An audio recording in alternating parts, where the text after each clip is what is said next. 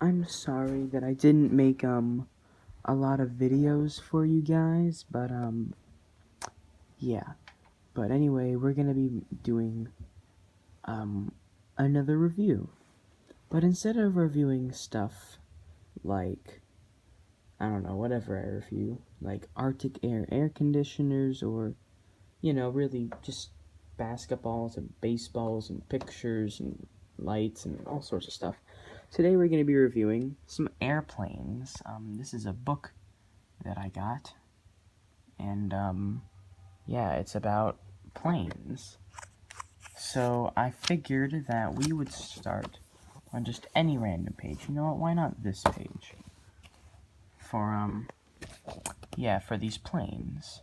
So I'm going to be reviewing some planes, and in the comments below, type any number between,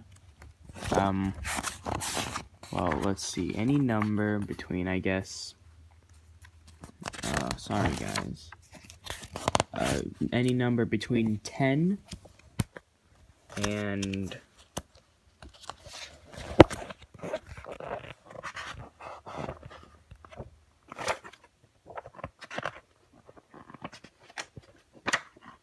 435. So request a number between 10 and 435. And I will review that page if I ever decide to do this series again.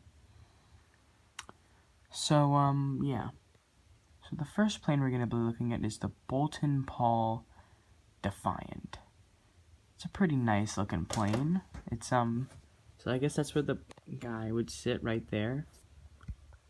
And, he'd have his little tail gunner right there, shooting. But then I always wondered what would happen if, like, the tail gunner shot the fin. What would happen? I don't know, and it's weird to think about. The Defiant was designed as a bomber-destroyer with a 4-gun powered turret, but no forward-facing armament. It was heavier than a Spitfire or Hurricane, but had much the same engine. Defiants were withdrawn as day fighters after suffering heavy losses in August 1940. So yeah, pretty cool looking plane. I kind of like the design of it, or mostly the design of like the tail gun and all that. But then here's another very interesting looking airplane, the Bristol Blenheim Mark IF, or some whatever, Mark 1F, I don't know. A fighter created by donating 4-gun vertical pack to the Blenheim Mark 1 light bomber. The Blenheim IF served with 8 squadrons of fighter command in July 1940, including number 25 and North Weld, depicted here. So interesting plane. I guess it's got dual engines on each side. Interesting design. Once again with the interesting little tail gunner, and it has RXM on the side, and it's British, as most of these planes you'll be seeing are. Next, let's go over to this one here, the Fiat G50 BIS, or BIS. Fiat. The same people who make, I think, no. Anyway, they make the little small Italian cars you might see a lot. And they also made this airplane. So that's interesting. The open cockpit Fiat G50 with its 2 guns was something of an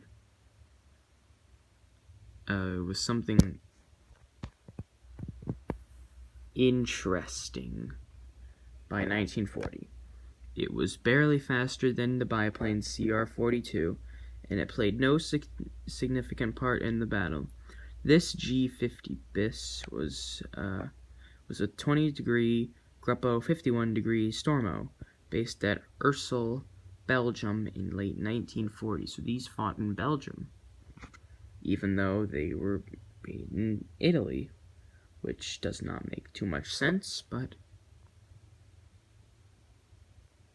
I guess maybe it was given to Germany? I don't know. So this is a nice page. Make sure if you're going to recommend it in the comments below, don't pick 106, 107, 108, or 109. Those are the one numbers you can't pick. Whoop. I can't go to that page. They're going to get mad at me. It's got some swastikas. So can't do that page. They got some swastikas, and this is a family-friendly channel. Anyway, onto the Bristol Beaufighter Mark IF. The number 25 Squadron at Northweld began to replace Blenheims with the Beaufighter Mark is August 1940. You can read that if you want. You can pause, I guess. And then, you know, it's another interesting plane, and then this is kind of interesting. It's not really a tail gunner, it's just, I guess, something to look back. So I guess if somebody was following you, you could look back, but then, you know, why not just include a tail gunner at that point? I mean, if you're gonna make a heavy bomber, I think this is a bomber, right? Well, no, it doesn't say what it is. All I can assume, yeah. Right there, they acted as a night fighters. Oh, I was wrong.